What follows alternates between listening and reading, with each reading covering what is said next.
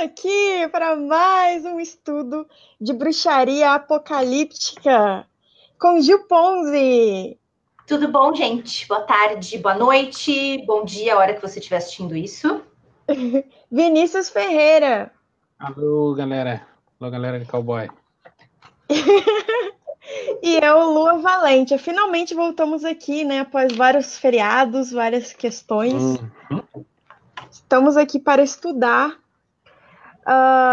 o capítulo na página 172, para quem já tem um livro escrito pelo Peter Gray.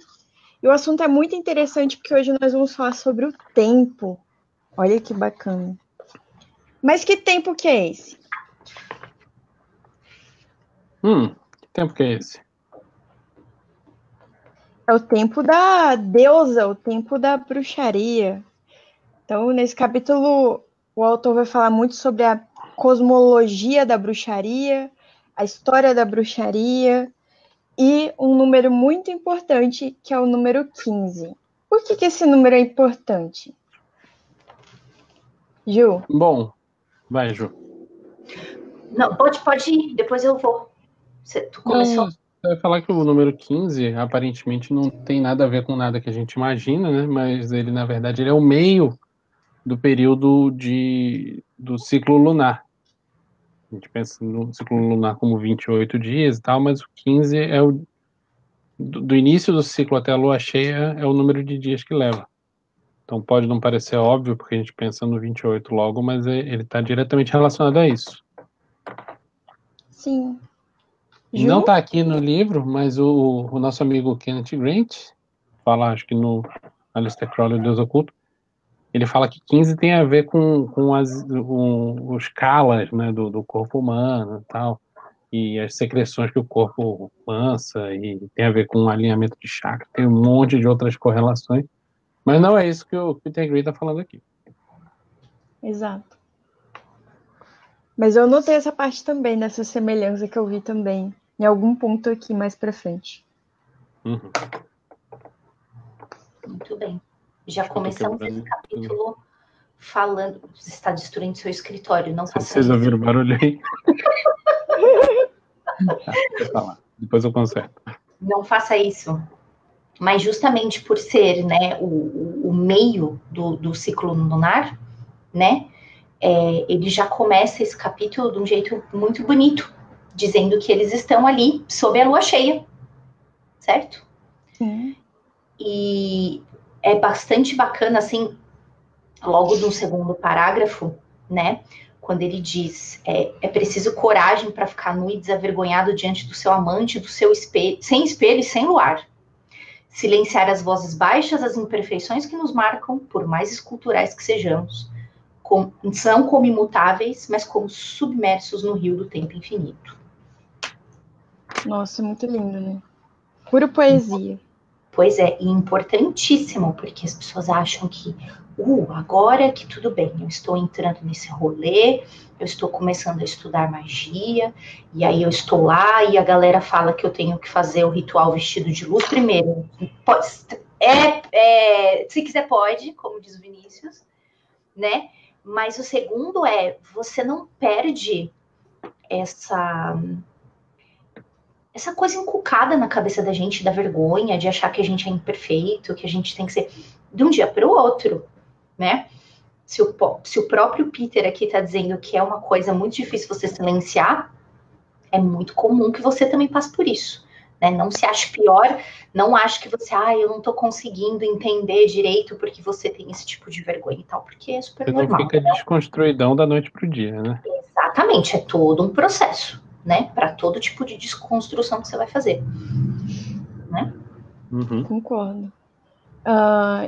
E até porque a desconstrução que você está falando faz parte da transformação que ele fala aqui no primeiro parágrafo, né? Que a bruxaria ela tem muito a ver com o ciclo da lua. Então, ela é ciclicamente consumida e renovada. Então, é sobre esse glamour da lua que acontece essa transformação que nos leva ao que você acabou de falar. Que é bem interessante, né? Tem outra frase que eu achei muito linda, que tem a ver também com essa questão da atração da Lua, que ele fala assim: à medida que os nossos corpos falham, a Lua nos atrai.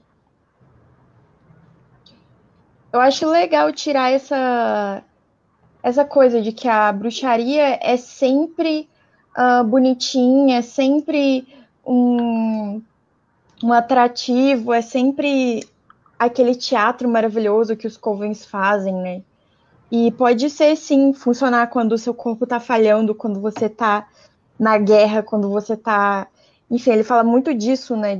De ossos, de morte, do cheiro da morte, do cheiro da destruição, que é aí que você vai ser atraído para a lua e se renovar, né?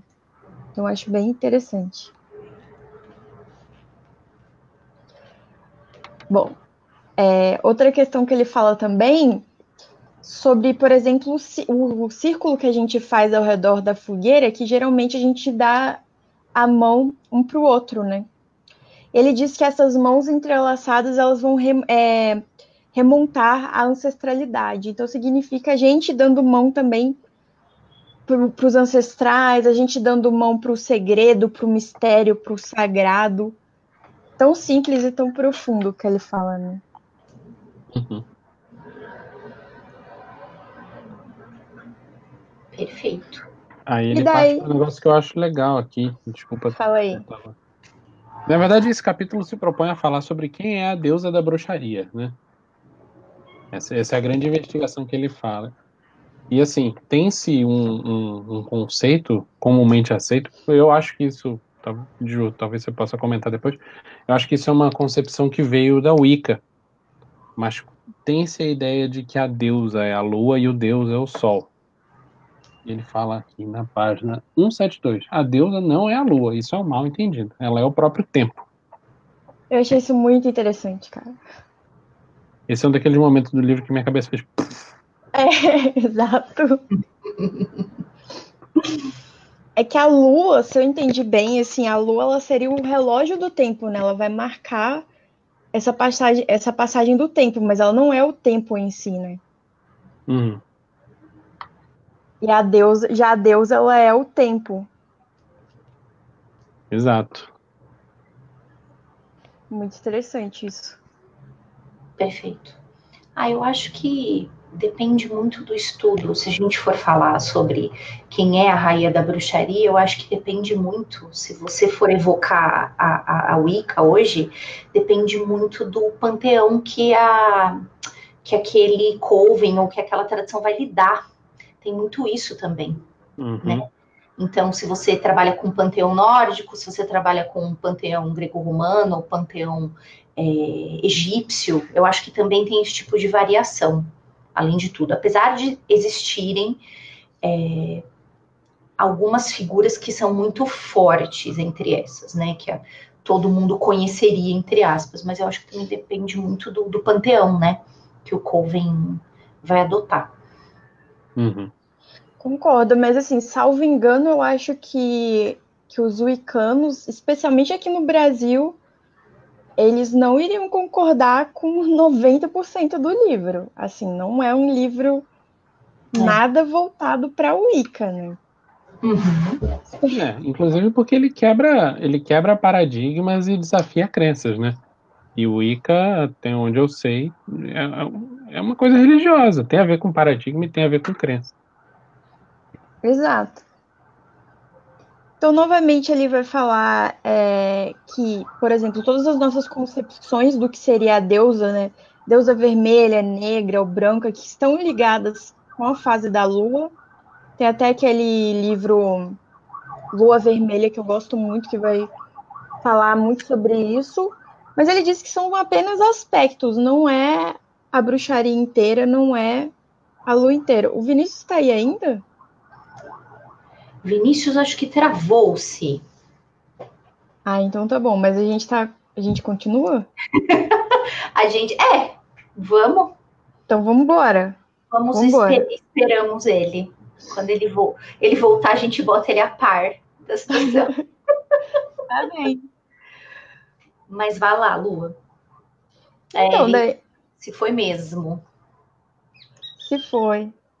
Só quero saber se a gente ainda tá online, peraí. Pois é, eu acho que sim. O pessoal que está assistindo, se a gente estiver online, por favor, fala pra gente aí. Se a gente pode continuar. Deixa eu ver aqui. Então, estamos online, sim. Parece que tá live mesmo. Ô, gente, compartilha essa live aí. Eu sei que foi num horário diferentão e tal, mas estamos aqui. Né? Muito bem. Ah, Então- estamos sim. Olha lá, todo mundo. Voltei. Sim. Muito Obrigada, obrigada. Thiago. Ah, voltou. Muito bom. Vamos compartilhando aí a live, pessoal, chamando os amigos para assistirem. Estamos falando sobre a deusa da bruxaria, a deusa 15.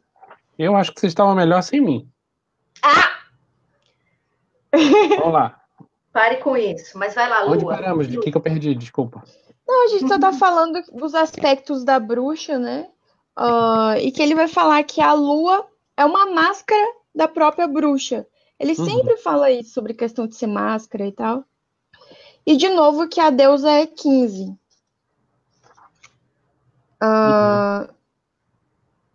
Posso jogar um negócio na fogueira aí? Pode? Não, desde que não seja eu nem a Lua, tá ótimo. Não, isso aí deve ter outras pessoas querendo fazer. Não, nós somos tão boazinhas, não faço isso. Mentira, só não fala.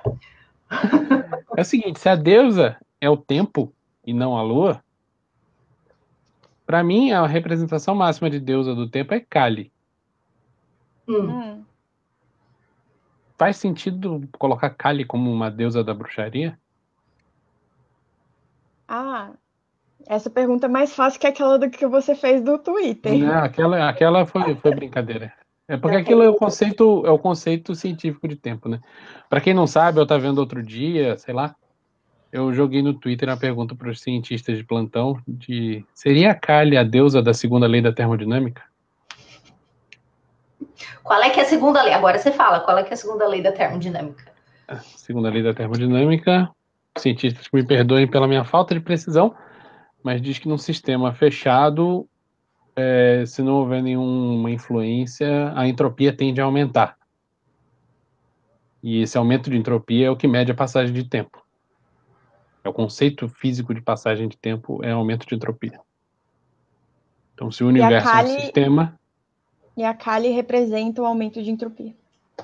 A Kali, na mitologia, ela é a deusa do tempo, que é aumento de entropia. Entropia pode ser porcamente traduzido como caos / destruição / o oposto da ordem. Então, faz sentido Kali ser uma deusa que mata, uma deusa assassina.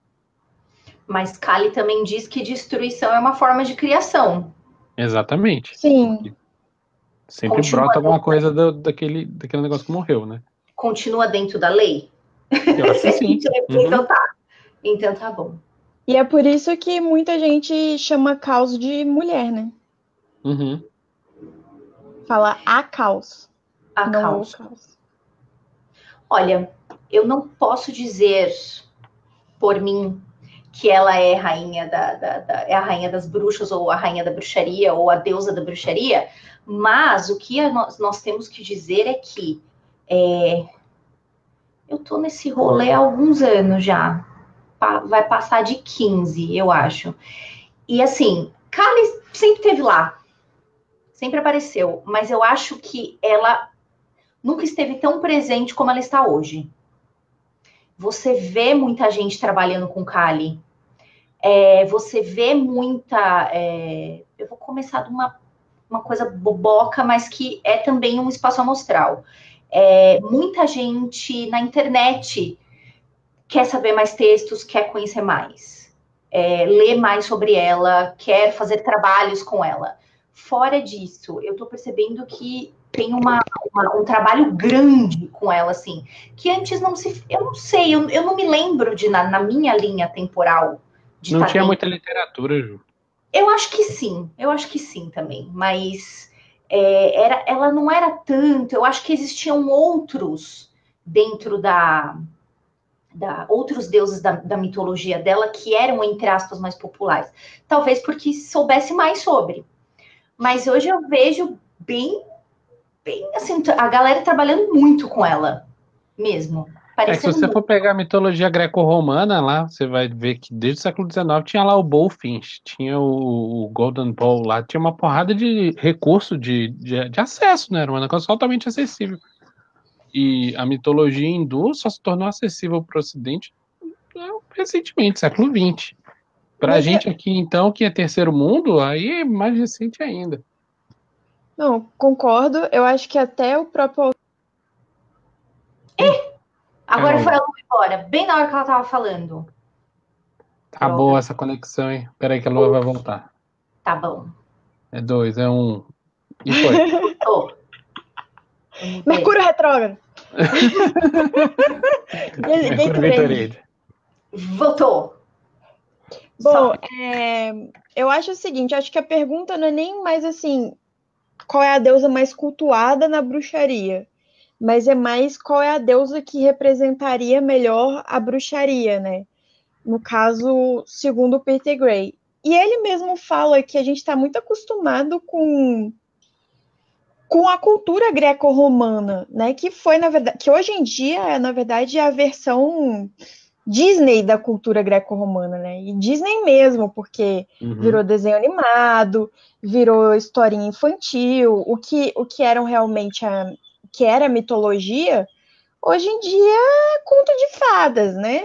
Vamos falar a sinceridade. Então, assim, muita gente tirou os aspectos mais sombrios, os aspectos mais brutais da mitologia e colocou em algo totalmente palatável. Outro dia mesmo eu estava assistindo uma entrevista de um bruxo brasileiro, enfim, não cabe aqui falar nomes, mas eu achei realmente impressionante como que para essa figura que representa a bruxaria, ou que diz representar a bruxaria nacional, é tudo muito bonitinho, muito paz e amor, muito, que nem o Peter Gray colocou aqui, esotérico, new age, sabe? Uma coisa totalmente assim, vendável mesmo para televisão. Então, o que esse bruxo está colocando, e hoje a gente está nessa discussão aqui no Brasil, né? Ah, se bruxaria tem ou não tem rito sexual, enfim. É muito palatável, é muito bonitinho. Então, eu acho que trazer Kali para essa discussão é maravilhoso, porque sai dessa coisa greco-romana, e olha que eu sigo muito greco-romana, e traz realmente uma face muito obscura, né? Muito obscura. Então, eu estou perguntando sobre Lilith também. Ele vai falar, ele cita Kali, ele cita Lilith, ele cita Inanna, capítulo inteiro, basicamente, sobre Inanna, e que são fases da mesma deusa da bruxa, né? Então, acho que é isso. Acho que esse livro... Pode falar, Ju. Eu não sei se, por favor, me digam se eu estou viajando, mas eu atribuo muito o trabalho mais intensivo com esse tipo de deus e deusa que lida muito com destruição, com caos e tudo mais, pelos tempos que a gente vive. Eu acho que, querendo ou não, é uma maneira de entender o que acontece, o que está acontecendo à nossa volta e tentar lidar com isso da melhor forma possível. Se a gente invoca Kali, a gente invoca, tudo bem, a gente está matando, cortando um monte de coisas, mas como é que isso continua? Como é que ela continua na história? Como é que ela lida com isso? Como é que há uma criação a partir de uma destruição? Eu andei pensando nisso nesses dias, eu acho que é muito também, eu não vou dizer apenas, mas talvez uma procura mais, uma popularização mais dela, como, sim, sinais dos tempos mesmo. De entender o que acontece ao nosso redor, assim, não sei. Pode ser o lance da tendência e contra a tendência, né? Depois de uma enxurrada de Disney, vamos ver um negócio mais darkzeira, né? Concordo. Pode ser também. Pode ser também. Daí ele vai falar também sobre simbologia. Então, esse livro ele é recheado de história, de simbologia. Enfim, por exemplo, a harpa arqueada, a flauta, a arte. Tudo isso que também é muito feminino, né?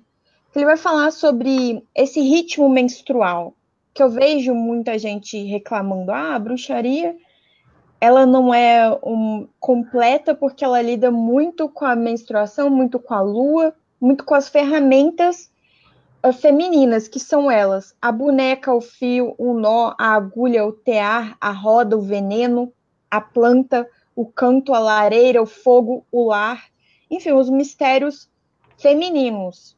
Só que eu acho que é isso que a gente precisa agora, né?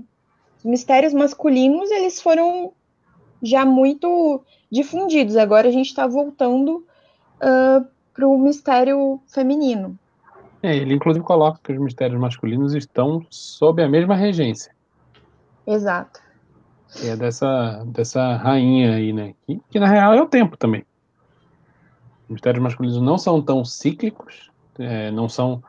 eu colocaria como ciclos tão curtos, vamos colocar assim, mas são cíclicos da mesma forma e dependem de tempo. E a regência é a mesma. Se a gente está falando de tempo, é tempo. Só não é lunar. Exato. Isso é uma pergunta chata que eu queria fazer para vocês. Posso? Pode. Faz, pergunta Então, chata. se a Deus é o tempo e não é necessariamente lunar, a mitologia evidente do feminino é a mitologia menstrual, que ele já definiu bastante naquele capítulo sobre o feitiço para despertar a Inglaterra e tudo mais, né? Tudo bem. Porém, como que fica todas as outras mitologias que a própria natureza apresenta para a gente? E ele próprio cita isso, como as migrações dos salmões, a troca de pelo dos animais e tudo mais. Isso tudo são ciclos anuais. Como que o solar não se tornou uma representação de ciclo mais forte, mais poderosa do que o lunar nessa visão da bruxaria? Isso é uma pergunta honesta minha. Eu acho que pela quantidade de tempo mesmo. Porque a mulher menstrua todo mês. A lua chega num ápice então, assim, você emparelha as coisas. É muito mais fácil de emparelhar do que um ciclo que dura tanto tempo para... Você está dizendo que é mais perceptível e a pessoa sente na pele e por isso é mais... Sim. Vale a pena. Entendi. E bruxaria é o total sentir na pele. Então, fala-se muito, né? E eu acho que toda mulher já meio que viu se isso bate ou não, assim, quando você vive perto de muitas, todo mundo menstrua ao mesmo tempo, todo mundo tem TPM ao mesmo tempo, esse tipo de coisa, e é real, né? É muito real. É verdade. Então, eu acho que é mais perceptível. Eu acho que você ligou ao ciclo do Sol a outras coisas que demoram mais para crescer, amadurecer e morrer. Isso é muito mais... Eu não vou usar uma boa... Eu ia falar muito mais dia a dia, mas é o que você disse, é muito mais perceptível, né? Você consegue provar isso com muito mais rapidez. Que todos esses outros exemplos aí levam um ano para você perceber mudança, né? Exato. Olha, muito recentemente, eu ainda nem respondi ele, porque coitado, vai ouvir um tratado. Mas um moço me perguntou no Twitter, ele falou assim, se a lua é mulher, é a representação do feminino, e o sol é o masculino, como é que acontece no paganismo nórdico? Porque em alemão, o sol é artigo feminino, é a sol, e lua é o lua, entendeu? Então tem esse tipo de discussão também, entendeu? Só que depois eu vou falar com mais exatidão para ele, mas é que a língua é mais tardia, né? Então isso não adianta, não tem... essa atribuição dos artigos tal é uma coisa mais moderna, entre aspas. Mas tem todas essas perguntas. Eu acho uma ótima pergunta, aliás. O que me vem na cabeça é isso. E você, Lua? Você concorda? Eu acho que, na verdade, assim, a Lua ela é mais importante porque ela tem a ver com o processo histórico que ele também fala aqui em relação à agricultura e civilização, que ele vai falar que o calendário lunar ele antecede tudo isso, antecede a agricultura, antecede a civilização. Então, na verdade, assim, eu acho que essa simbologia ela é muito muito realmente remete ao inconsciente coletivo, mas não é que o calendário solar ou os eventos anuais sejam menos importantes.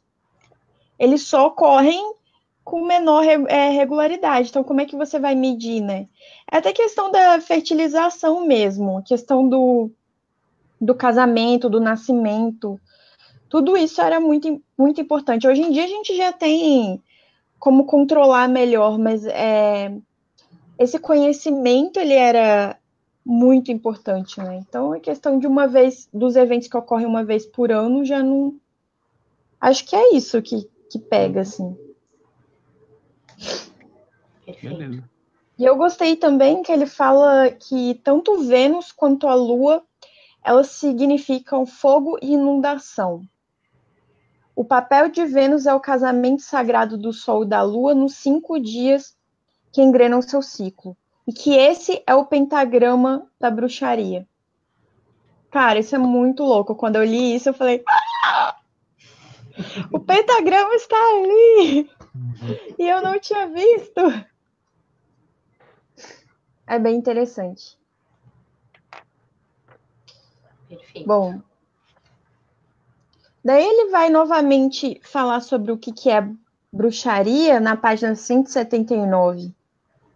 Ele vai falar sobre uma imagem que pode, acho que resume bastante. É uma imagem profundamente chocante, que abrange a menstruação, o sexo, o destronamento da deusa, meia-lua e a divisão do dia e noite, sal e água frescas acima e abaixo, né? Então toda aquela simbologia também, até do hermetismo, acho que ele resumiu bastante aqui nesse parágrafo.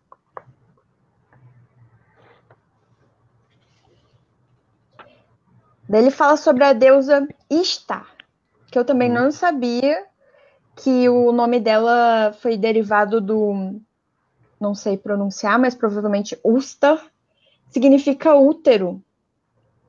Eu não tinha esse conhecimento. E outra curiosidade que eu achei muito interessante é que ele fala que a pomba, ela é mulher, ela é fêmea. Então ele dá uma patada no cristianismo falando que colocar a fêmea, a pomba, como espírito santo é um grave erro.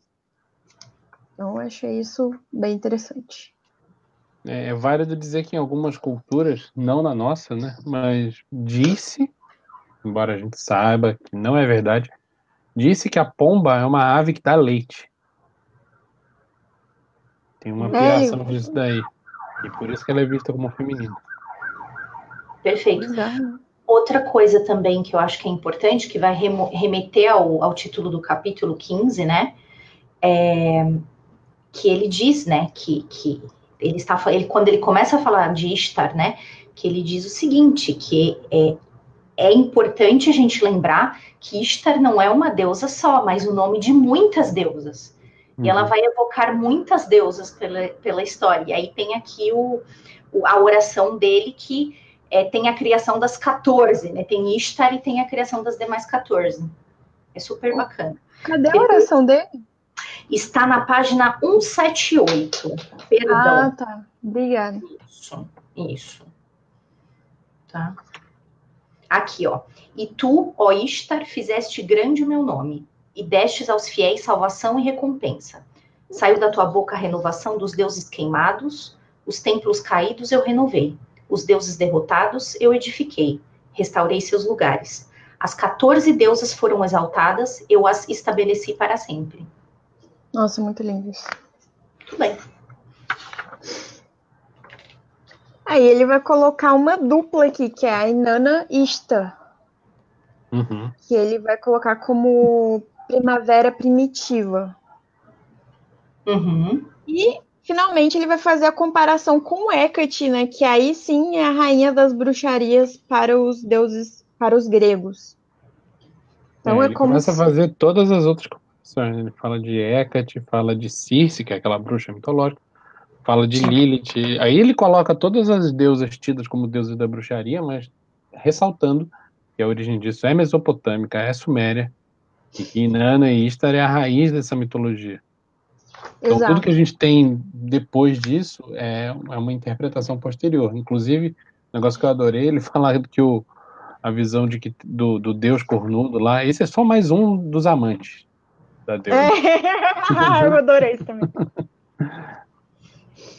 Muito bem. Ele até traça um paralelo, né, de por que não Ártemis mais Hécate, né? E aí ele fala também, eu acho, tá lá na página 181, eu achei bem interessante essa parte também, vale a leitura. Ele, inclusive, joga Ártemis lá pro final da linha sucessória, né? Exatamente. É tão bonita essa representação. Também acho. Gente, Né? eu acho que a gente já cobriu tudo, né?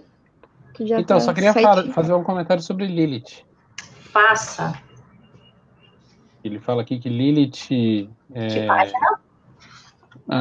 eu sei lá, deixa eu ver. Eu pensei que você estava vendo Tá uma entre 182 e 184.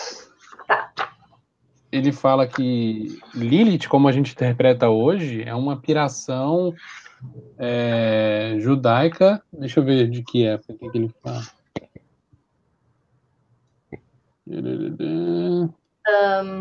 É lá na 84? É na 182 que ele tá falando isso. 82. Ele tá falando que essa confusão de pintar Lilith como uma mulher demônio, destruidora de crianças e tal, é uma viagem. Pode não, né? Mas é medieval isso. Isso não é da origem do mito de Lilith. Então a visão que você tem de Lilith ok, ela pode ser interpretada como uma destruidora de crianças e tal, mas isso tá ligado, e existe uma tese um pouco disputada sobre isso, com o conceito psicológico do feminino, né? Pode ser um desejo reprimido de destruição de crianças. É uma coisa importante que ele fala que é uma redução muito pobre, né? Bom, toda redução mas enfim. É muito pobre reduzir Lilith apenas ela é uma incubus, né? Hoje a figura pop da Lilith, né? Ela é simplesmente uma incubus. É aquela que vem seduzir os pobres coitadinhos. Mortais.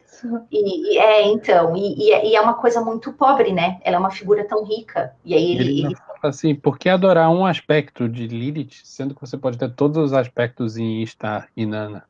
Perfeito. Exato. Ele inclusive faz uma relação muito doida que não está escrita, mas está aqui para quem captar. Na página 184 ele fala, deixa eu ler, peraí que tá meio escuro aqui.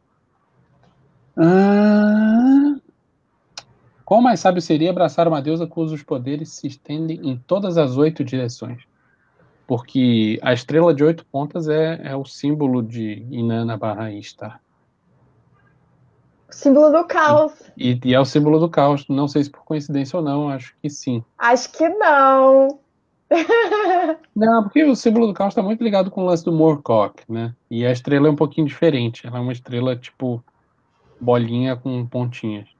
A caoísta pira. Só uma curiosidade mesmo, tipo, eu fui na feirinha esse final de semana, daí eu comprei essa pulseirinha aqui, e eu não tinha visto, mas tem a estrelinha de 8 raiozinhos. Não dá pra ver, mas depois que eu vi, eu falei, coincidência! Ou não. Ou não, né? Ou só não. que não. Famoso só que não. Bom, gente, pra não, enfim, atrasar mais, semana que vem, quer dizer, amanhã vamos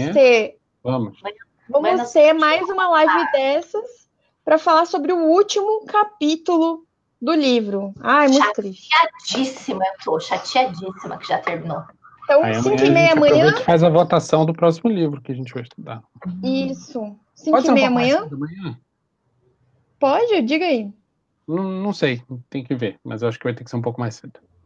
Tá bom. Amanhã eu vou fazer uma bruxaria maravilhosa, que vai ser: eu estarei no lugar onde o Vinícius geralmente está sentado. Olha lá. Olha aí. Né? Que vai ter gravação do Magicando e eu vou estar lá. Very good. Quem terá bannerzinho da penumbra aqui serei eu. Muito bom. Muito bem. E aí a gente também aprofunda mais, fala mais também sobre a Lilith e a Inanna, e aí eu já vou jogar vocês na fogueira, porque eu sei que é vocês que cuidam disso.